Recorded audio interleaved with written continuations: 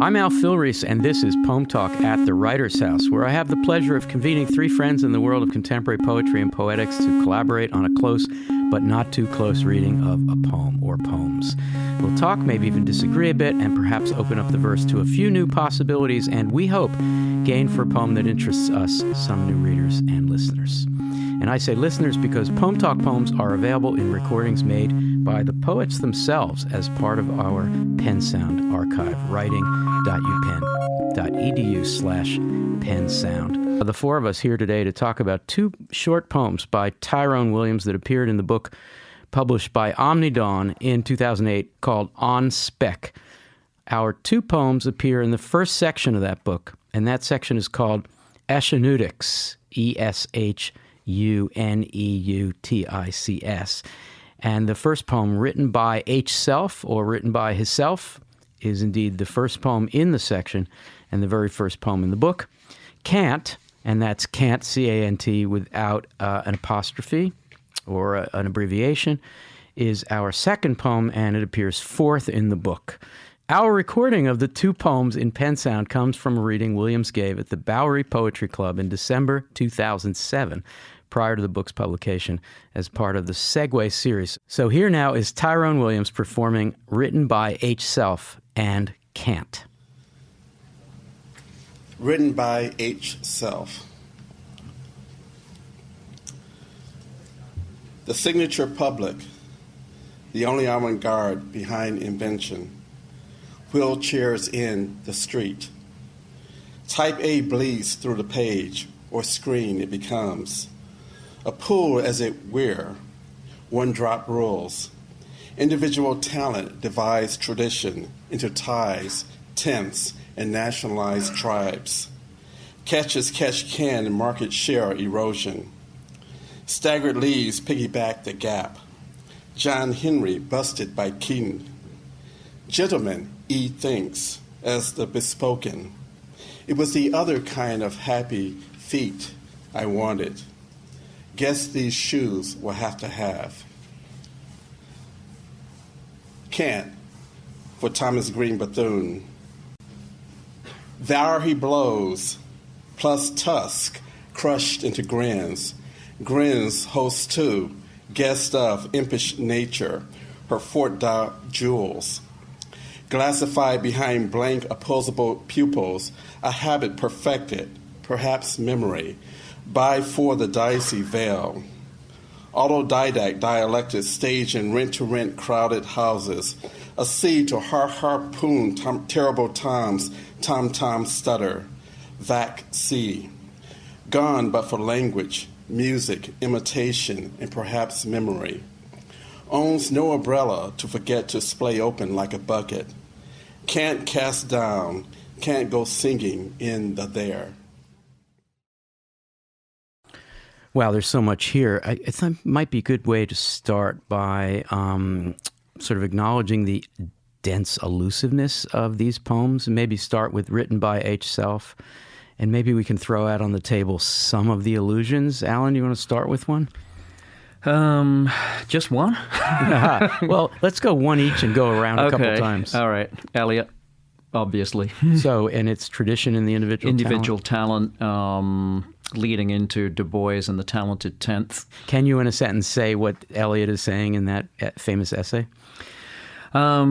Sure. So the allusion specifically is to Eliot's influential essay, Tradition and the Individual Talent.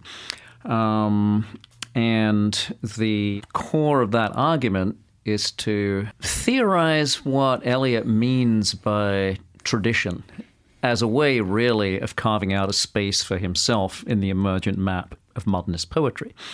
And what the individual talent, the individual emerging young writer has to do is immerse himself, and I'm using the male adverb advisedly there because it is the poet is a male for Eliot at this point in time. So the emergent poet, to be taken seriously, to become a real poet, has to immerse himself in what we've been calling in previous conversations the canon, the tradition, or what Eliot in rather mystical and mystifying terms calls the mind of Europe.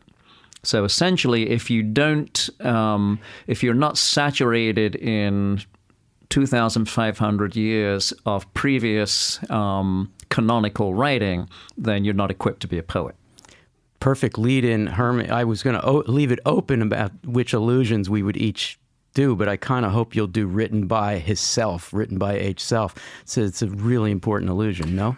An allusion to the slave narrative, Yeah. which often carries that phrase in its title. So one thinks of Frederick Douglass's narrative, written by himself. And why does he have to make that a subtitle? Why is that important? He has to make it a subtitle because the audience for the slave narrative comes into reading a text like that with a measure of skepticism as to whether or not the freed person, ex-slave, escaped slave has written the story, or whether or not it's been written for him. And so written by himself is a way to testify to the fact that the escaped slave is the author of his own words. So just by those two allusions, and really the third one, because there's Du Bois' Talented Tenth, we already sort of know what critique is being offered here. But let's keep going with allusions. Lily? Also, I think the one-drop rules is like an allusion to theories about race and racial purity. So like one drop of African blood means that you are racially black, or vice, as a racial definition by imagined as like bloodlines and being inherited that way. And that's led up to by the punning on type A bleeds through the page, so that blood comes through the writing, so that inscribing oneself has to do with bloodlines and legal definitions. All right, let's go back for another round. This is fun. I like this. Any other allusions? Well, one thing that the poem alludes to, I think, that Eliot's notion of tradition would emphatically exclude would be the black folk and vernacular traditions alluded to in the phrases Staggered Lees and John Henry. What do we want to say about John Henry's role here? Well, John Henry is certainly for black men the metaphor for taking on huge amounts of labor to prove oneself, but it's also refers and dying to as a result. Yeah. And it also refers obviously to the folktale of John Henry and his competition against the steam drill, and John Henry's claim that I'm going to beat the drill. I forget the actual rhyme from the folk song, but we have what we call now in the present moment the John Henry complex. Yeah, can you spell that out? The John Henry complex is the feeling that some black men have that they are up against tremendous odds and they have to overcome those odds, even if it's at their own expense.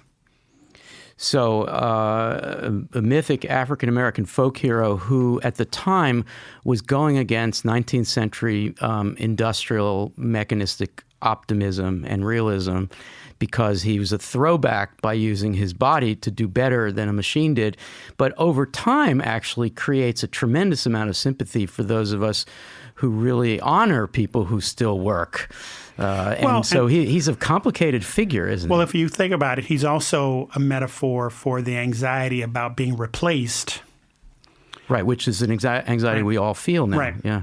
And John Henry actually is said to have been possibly a real person who helped dig one or another of the mountain tunnels through the mountains. We like to think south to north, but it's not clear. It might have been north to south. But I actually think from northern Kentucky into southern Ohio. So the Cumberland Gap actually heads us from south into north, with Cincinnati being a really important location, not just, in books like Beloved, but just in the mythic. And of course, Tyrone Williams is a Cincinnati poet right now. He's born in Detroit, but he's been in Cincinnati. So I keep thinking of the hundreds of thousands of migrants who came northwest into northern Kentucky and into southern Ohio through that gap. It seems to me almost a following north to freedom. I may be overreading that. But there's a lot of specific references to Cincinnati geography in the book. Yeah. So maybe that reading is supported by that. But Lily, Staggered Lees? I mean, I thought Robert E. Lee, but I think that's wrong. Well, actually, I don't know, because I think your reading of the Gap, if you think of the Cumberland Gap, and then you think of the Cumberland Gap's like strategic role in the Civil War, that could lead you to think about Robert E. Lee as the commander of the Confederate Army. But Stagger Lee is not Staggered Lee, but Stagger Lee is a folk song. And most of this knowledge is coming from like very brief Googling, so I may apologize if there are folk historians. Can we sing the song? No. I'm not going to sing it, but it tells a story that was an actual story and then like sort of rose to more mythic proportions or whatever, of a man named Stagger Lee who was a black like pimp. Saw him described and like he ran a like a prostitution ring on a Mississippi riverboat type of a situation. So he got into an altercation with Billy Lyons and shot and killed Billy Lyons for taking his hat, quote unquote. And so that's like what the song is about. But he came to be a figure who represented, the first line of the song is Stagger Lee was a bad man everybody knows. So it's like representing this like anti-authoritarian black man standing up to a white man establishment by shooting someone just for the silliness of getting into an argument and stealing his hat. So we have a series of allusions that add up to what? I guess that's one question. And then at the same time, I hope you all will entertain this question simultaneously. The mode is dense layering, lots of puns, almost comically at times. Certainly Busted by Keaton is a tremendously funny. So I would love for you both to say what you think the critique here is of Eliadic notions of literature and tradition, self-writing, and also how the mode supports that, if it does. Who wants to take a shot at that, Herm? Well, I think as I was reading these poems, I kept thinking of Chris Naylor's idea of singing the holes in history. And that's clearly what I think he's doing in these poems. But right, it's layered. There are a tremendous amount of allusions piled on top of one another.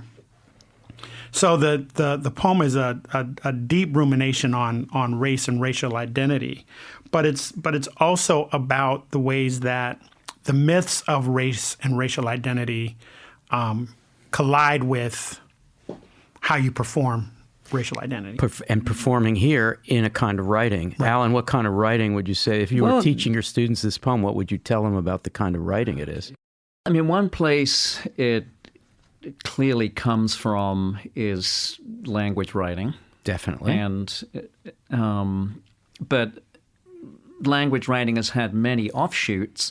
And so one place I would locate the Williams poem is in a recent, especially, I mean, Alden Nielsen has traced this back decades, but I'll call it a recent experimental tradition in African-American poetry that one might associate among slightly older generations with Nate Mackey, Ed Robeson, Harriet Mullen, lots of people from there coming on down. And one feature of that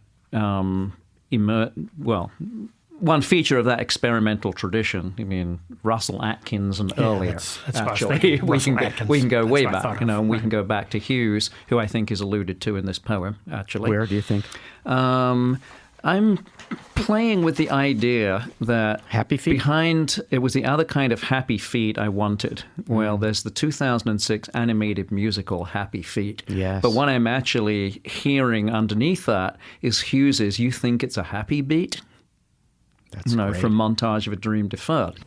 So let's turn to Cant, which is the fourth poem in the book. I'm just going to assume that we all agree that Written by H. Self is a kind of proem, a kind of inscription or, epigraph, although it is the first poem. But Cant is a little ways into the book. Let's do the same thing we did before. Let's adduce some of the dense allusions. Herman, you want to go first? Okay, so at the end of the poem, owns no umbrella to forget to splay open like a bucket, can't cast down. It's a direct reference to Booker T. Washington and his Atlanta Exposition speech in 1896, where the speech begins with this notion of casting down your bucket where you are. Fantastic. Thank you. Lily, you want to add one? I think the first line is kind of an obvious allusion to Moby Dick. So, but it's the he blows instead of the she blows. But this idea that like the only way you can know for sure where the whale is by seeing the spout come up out of the ocean. Are there other Moby Dick allusions? I think in the second stanza, last line, a habit, it looks like they forgot to put a space, but I think it's intentionally trying to make Ahab into the phrase a habit. Yeah. Yeah, Ahab can certainly become a habit. There might be a third Moby Dick reference. I think the veil might be one of Ahab's speeches talks and about the harpoon. Oh, yeah. And the harpoons and a sea. Right, okay. Alan, any other allusions we want to adduce here? Actually, I took the veil as Du Bois. Again, I suppose I was reading Du Bois here because he's present in written by H. Self. And so I was thinking of the Du Bois-Washington debate because I agree with what Herman says about Washington's presence in those last few lines.